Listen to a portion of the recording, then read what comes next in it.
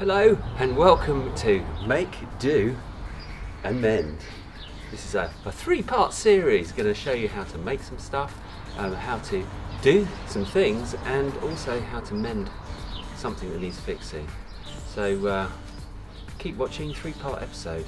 Let's see what we can make, do and mend.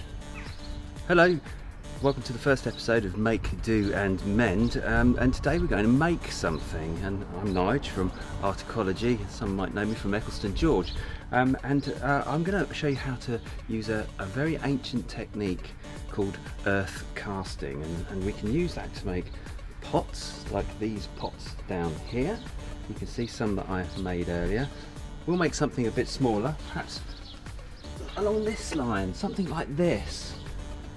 Now I've used these to make little micro meadows. You can see that we've planted, I sowed some seeds in here, and now we've got this little micro meadow that is growing up out there. So they're really useful to make. You can use them to make pots, or follow me.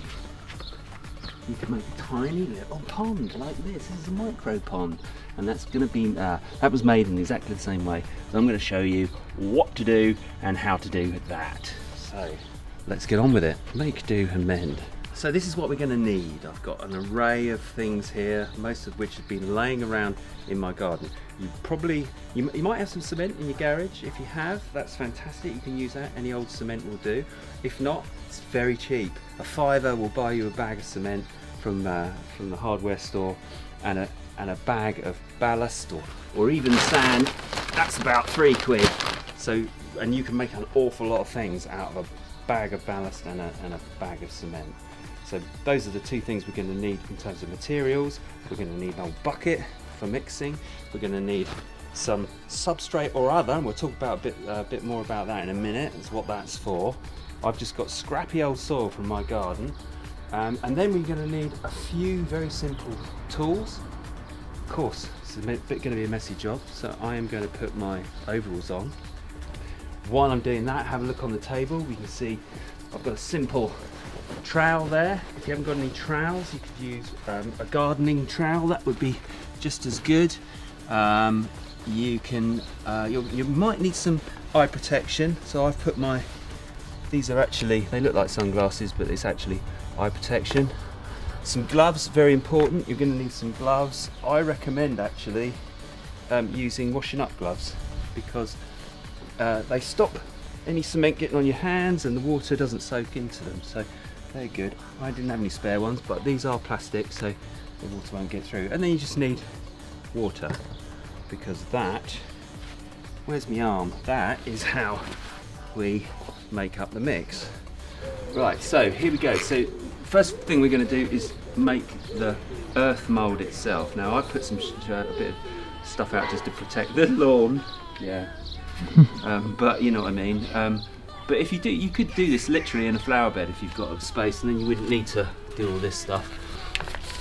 And now I'm just going to pile that out, and so I've damped that down a little bit just so that I can try and shape it. And the idea is, what we're doing here is we're making a pot upside down, and we're going to this is going to be the mould to make that pot. So we're working upside down, and I'm not going to take much care over this. I'm going to do it quickly. Don't need all these bits. Take those out. This is Mr. Snuffkin, by the way. He's quite likes to help. So next thing we need to do is make up some concrete. So concrete is made from cement and stones and water. So you're going to need a bucket, and I suggest for this we use a 1-to-1 ratio, which basically means 1 scoop of this to 1 scoop of that. And we'll do that a few times, because 1 scoop of each won't be enough to cover that. It's all a bit hit and miss. It's not very scientific. Oh, Mr. Snuffkin, please. That really isn't helping, honestly. Yeah, now you've got cemented feet, so go and sort that out. So that's done another one, that's 3. We'll probably get somewhere close. We can always make up some more if that isn't enough to cover the entire mould. So there's, look, my loose material. Now comes the important bit. We're going to mix those together dry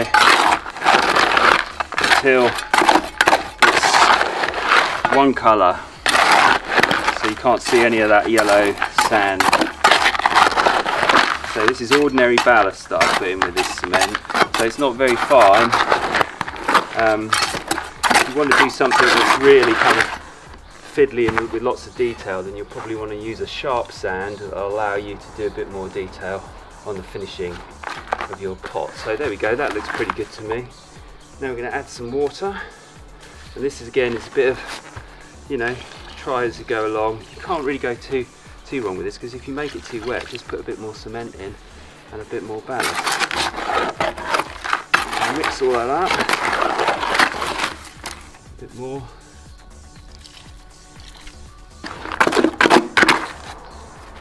A little bit more.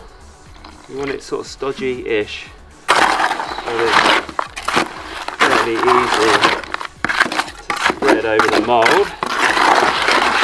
Good work out.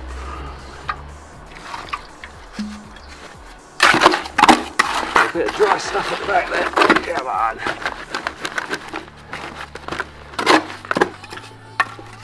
Last little bit, I think we're nearly there. Mr. Snuffkin's now in my strawberries. Cheers, dude. Right, okay. So that's quite wet, but we'll see how it goes.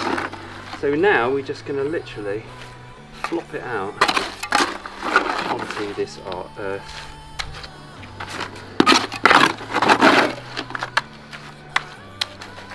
And we're just going to just shape it round. If you've got the old gloved hands, you can do this with your hands if you want, but you do need to make sure that you've got rubber gloves on to do that, because cement's not the friendliest material in the world. You'll notice I haven't got my eye protection on, so I'm going to just do that a little bit late in the day. Make sure you've got yours on at the beginning. So look, I'm taking zero care over this.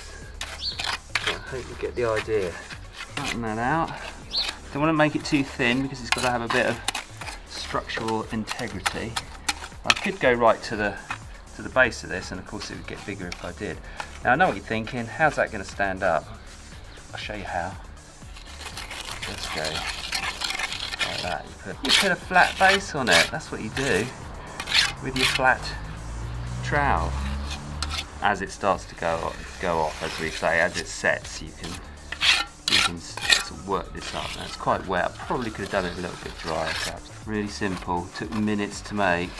In a minute, we'll give that a few minutes, hours in your case. I'm using a fast setting cement, which may or may not work, we're not entirely sure because it's an old bag of cement. If it does, it will take about an hour or so to set, but what you would want to do with ordinary Portland cement, which is the stuff you buy from the hardware store, is give that, I would say, at least 24 hours on its mould, and then you'll be able to take it off. But we'll leave that now, and we'll see what happens when we take it off the mould later. So here we are, 24 hours later, and it feels hard. And remember, this was really old cement that, you know, has seen better days. So I don't know if this is going to come off in one piece or not, but we'll give it a go and find out. So if you're using new cement, I think you'll find it'll work a lot better. So you can see that the whole lot is moving, so I think what I'm going to do is see if I can turn it up the other way, gently. There we go. Really gently. Gently. And then, see, if this was sand, it would just fall out, all of this, and you wouldn't have to pick it out at all. And then you can just sort of like wash it with water, and it'll just literally fall away. This will just take me a minute just to get this out, because it's soil and not sand. It's a little bit sort of sticky. So you can see there's all sorts of roots and leaves and things stuck in there, but none of that matters. In fact, it's quite nice really, because if I deliberately laid leaves in there, like rhubarb leaf or something, it would have picked up all the pattern of that rhubarb leaf on the surface of the concrete. So what I'm going to do now is I'm just going to find my watering can. I'm just going to run some water in, and you'll see that it just like washes away. Now, I took zero care over making this, as you will remember, and you kind of sort of, you just can't, it doesn't matter, because you've ended up with something that would definitely work as a bird bath, or just a shallow planter of some sort. There it is, look, a solid object, concave object that you can use for a variety of things. I'm going to put it over here, like that. Put some more water in it. A bit muddy, but that'll all settle. Okay, little bird bath. So, just working on that principle of what we did before, you can have another look at these pots, particularly this one. See what we did. I just made sharper sides, so it's more bowl shaped than kind of plate shaped, and I've made it look sort of rocky on the outside. Put a flat bottom on the base, and I put holes in there as well, so it's got drainage. And we've just sowed some wild flowers on that one, and then these bigger ones behind here. You see, you can even get a perfect circle. There's a way of doing that by making your sand pile, if you use sand, in a lid of something, and then you get that perfect circle. And then these were just much bigger, cast over big piles of sand. You get some really nice texture on the outside as well as around these edges. And they look quite sculptural. It's one of my favourite ones. I didn't actually make that one. My wife made that one, but it's really nice, and it's got a little micro meadow in there. That's it. That's how you can make bowls, bird baths, plant pots out of nothing more than old cement, ballast, water, and a pile of old soil.